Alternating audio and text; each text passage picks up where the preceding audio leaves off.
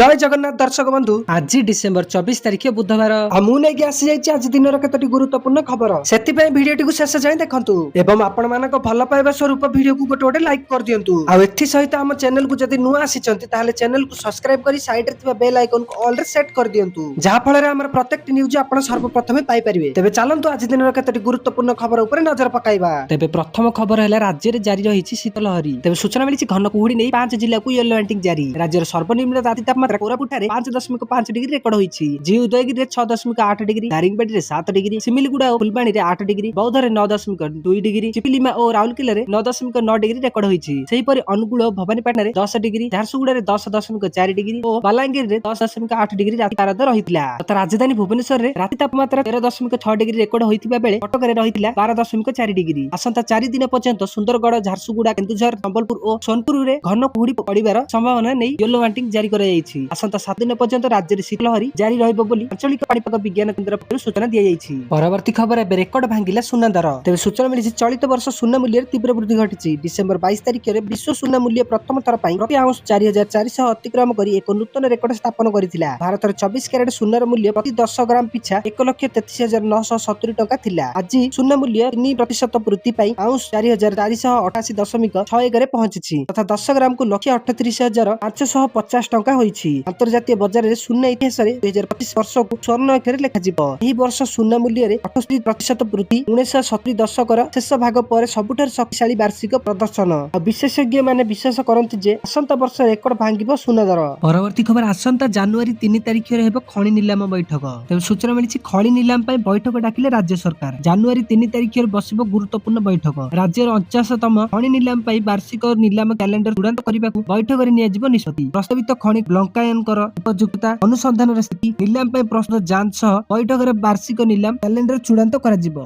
तथा ओडिशार खणी और भूतत्व निर्देशक द्वारा डीओएनजी, ओएमसी, जीएसआई एवं एमईसीएल द्वारा अनुसंधान करा जायथिबा प्रमुख खणी ब्लंकानक एवं क्रिटिकल और स्ट्रैटेजिक खणी ब्लंकानक तालिका प्रस्तुत करा जायछि। परवर्ती खबर नुआ वर्ष रे पुरी रे केवल सिंह द्वारा देई भक्त करिवे प्रवेश। तेबे सूचना मिलिछि ख्रीष्टमास और नुआ वर्ष रे श्री मंदिर रे लागिबो भक्तक भिड़। लक्षाधिक श्रद्धालुक समागम को दृष्टि रे रखी श्री मंदिर रे प्रशासन और जिला प्रशासन पक्षरु करा जायछि स्वतंत्र व्यवस्था। भक्तक श्रृंखलित दर्शन और भिड़ नियंत्रण पई केवल श्रीमंदिर सिंह द्वार देई मंदिर को प्रवेश करिवे भक्त तथा आउ 3 द्वार रे प्रस्थान करिवे। प्रबल भक्तक समागम पई नीतिकांति को मध्य त्वरान्वित करिबाकू मंदिर प्रशासन सेवायतक सह आलोचना करिछि। मार्केट छक निकटरू प्रशासन पक्षकू स्वतंत्र बेरिगेड व्यवस्था करा जायछि। भक्त माने मार्केट छक ठारू बेरिगेड देई सिंह द्वार रे प्रवेश करी अन्य 3 द्वार रे प्रस्थान करिवे। एथिपई मार्केट छक ठारू श्रीमंदिर पर्यंत स्वतंत्र बेरिगेड प्रस्तुत करा जायछि। श्रीमंदिर समेत बड़दाण्ड, समुद्र कूल एवं विभिन्न स्थान रे सुरक्षा व्यवस्था कड़ाकड़ी करा जायछि। भिड़ नियंत्रण और ट्रैफिक सुपरिचालना पई करा जायछि स्वतंत्र व्यवस्था। परवर्ती खबर 15 दिन रे फेरिबो चिटफंड टंका। तेबे सूचना मिलिछि चिटफंड क्षतिग्रस्त जमाकारीक पई खुशी खबर। अर्थ विभागर विज्ञापन पर क्षतिग्रस्त जमाकारी को मिलिला सामान्य आश्वस्ति। एबे चिटफंड टंका फेराइबे सरकार।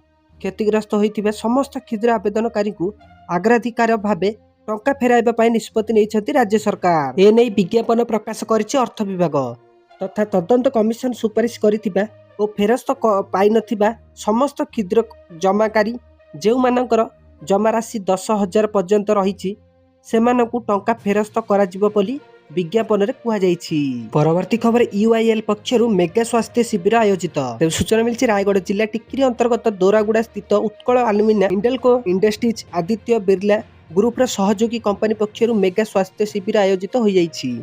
उक्त स्वास्थ्य शिविर काशीपुर ब्लॉक अंतर्गत नुआगां ठारे बारफीमाली खणी सीएससीआर तरफ अनुष्ठित होइथिला। आउ एही शिविर को स्थानीय सरपंच और समिति सभ्यक समेत उत्कल अलुमिनियम यूनिट मुख्य रवि नारायण मिश्र, कॉर्पोरेट अफेयर विभाग एवीपी संपूर्णानंद, बर्फीमाली खणी मुख्य Vijay Chauhan, Utkal hospital CMO doctor Rajendra Lenka, Nuapada Utkal चिकित्सालय मुख्य डॉक्टर राजेंद्र मंडल और खणी सीएसआर मुख्य मनोज दास उपस्थापित रही अनुष्ठानिक भावे एहाकू उद्घाटन करथिले। परवर्ती खबर 24 रे राज्य कैबिनेट 7टी प्रस्ताव को मिली पारे अनुमोदन। तेबे सूचना मिलिछि राज्यर सर्वांगीन विकास को दृष्टि रखी राज्य सरकार पक्षर आसंता 24 तारिख रे राज्य कैबिनेट बैठक अनुष्ठित हेबाकू रहिछि।